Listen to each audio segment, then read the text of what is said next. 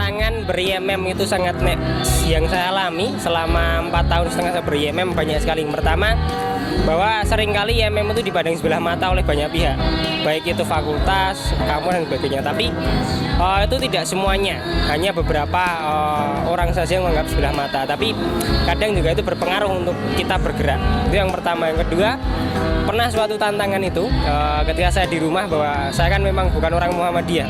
Waktu itu ketika pulang di rumah ditanyakan oleh orang tua, kalau kamu ikut Muhammadiyah terus kamu tidak ikut mentahlilkan orang tua. Nah, itu salah satu tantangan yang bagi saya wah luar biasa sekali, karena memang bagaimana tidak, orang tua itu bukan Muhammadiyah, lingkungan bukan Muhammadiyah, tapi saya hari ini memberanikan diri untuk bergabung dengan IMM dan bergabung dengan Muhammadiyah. Ini suatu tantangan yang membuat saya sampai hari ini bismillah, semoga ini menjadi jalan yang saya pilih untuk kedepannya. Itu tantangan yang selama ini saya alami. Tantangan itu pasti banyak. Ada yang dia itu eksternal, ada yang juga internal. Eksternal itu kadang datang dari teman kita sendiri, dari lingkungan sendiri. Tapi yang paling banget saya rasakan itu tantangannya itu ya dari dalam diri kita. Gimana kita itu mau memaksimalkan potensi kita atau enggak, mau berani menjadi seorang pimpinan. Karena di IMM itu kan semuanya dibentuk untuk jadi seorang pemimpin ya. Jadi mau nggak mau dia juga harus memprofilkan dirinya itu sebagaimana kader IMM. Jadi tantangannya itu sih. Kalau misal dulu aku merasa, oh aku ini belum baik, kok nggak pantas ya di IMM. Nah tantangannya itu gimana sih kita itu mau menjadi baik, mau berproses, mau belajar agar kita itu pantas gitu loh disebut sebagai kader IMM. Nah gitu sih tantangannya. Jadi bagaimana kita memaksimalkan potensi kita sebagai mahasiswa, sebagai kader dan juga sebagai aktivis itu sendiri. Tantangan selama di IMM Magelang, selama saya menjabat menjadi Ketua Umum Pimpinan Cabang IMM Magelang, tentu berbagai macam ya, karena memang tujuan cita-cita kita adalah membentuk kader-kader yang progresif, dinamis, untuk kemudian dapat berpikir kritis.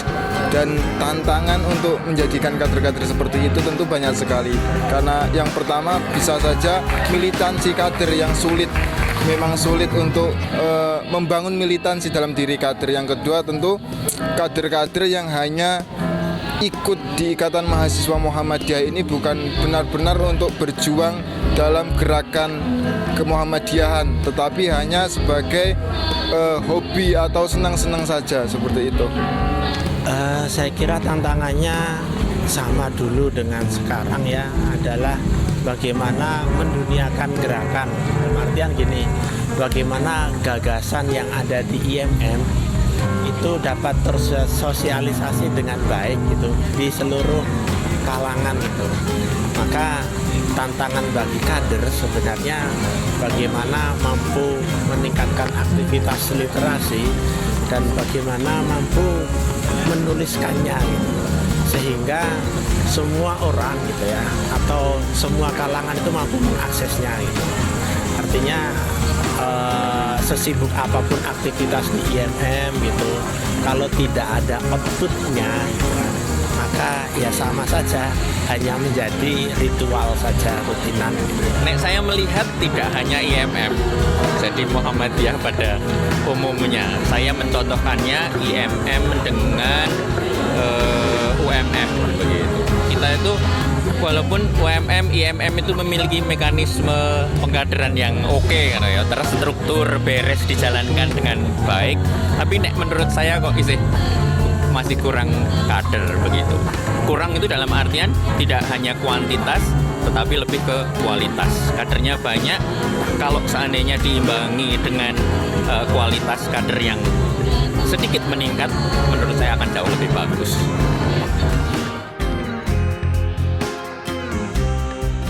Kesannya luar biasa, bahkan ya IMM itu mengajarkan bahwa IMM itu kan bukan tempat untuk orang baik, tapi bagaimana IMM adalah tempat untuk belajar menjadi orang baik, menjadi orang yang lebih baik lagi. Maka itulah yang kesan saya harapkan dari IMM.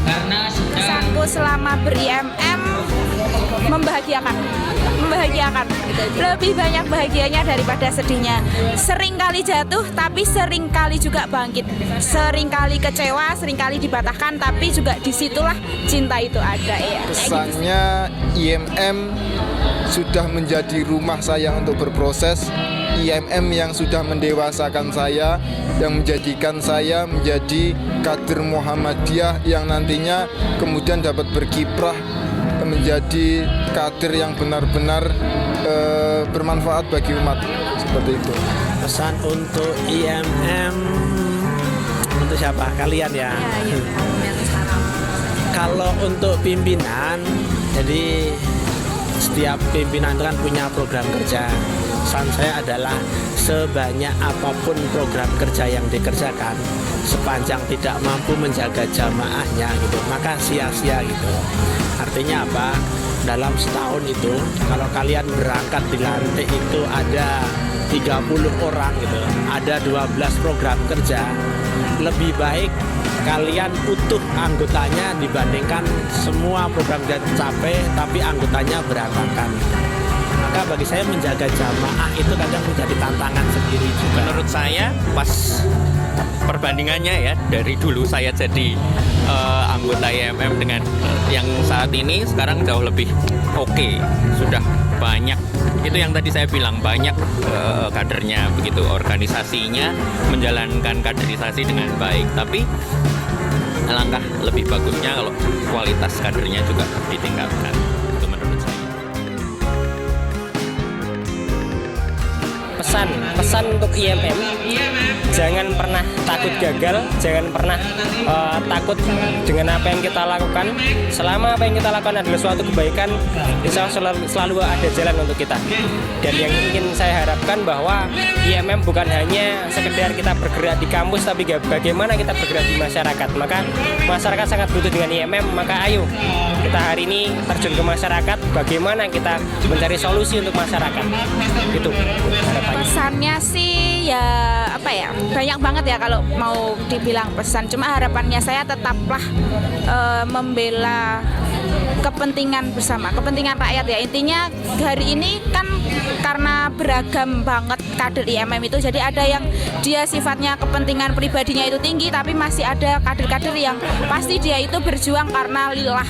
Nah, jadi pesan saya tetaplah berjuang karena lillah untuk kemanusiaan, tapi tetap rasional.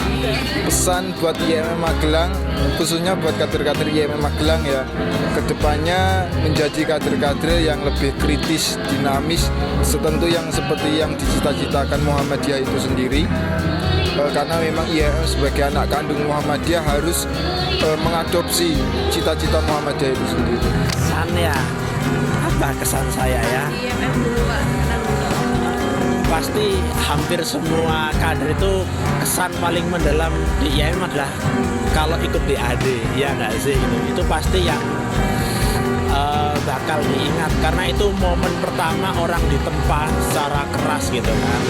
Selebihnya ya kesan-kesan hanya ini saja, kesan-kesan ketika di level struktural saja. Saya mengucapkan selamat ulang tahun buat IMM. Semoga panjang umur, jelas. Semoga kualitasnya meningkat. Tadi juga saya awali dengan kualitas kader. Semoga tidak jadi organisasi yang seperti organisasi sebelah yang tidak memiliki sustainable, tidak memiliki kelangsungan yang baik. Saya pikir itu saja. TOP lah pokoknya buat IMM.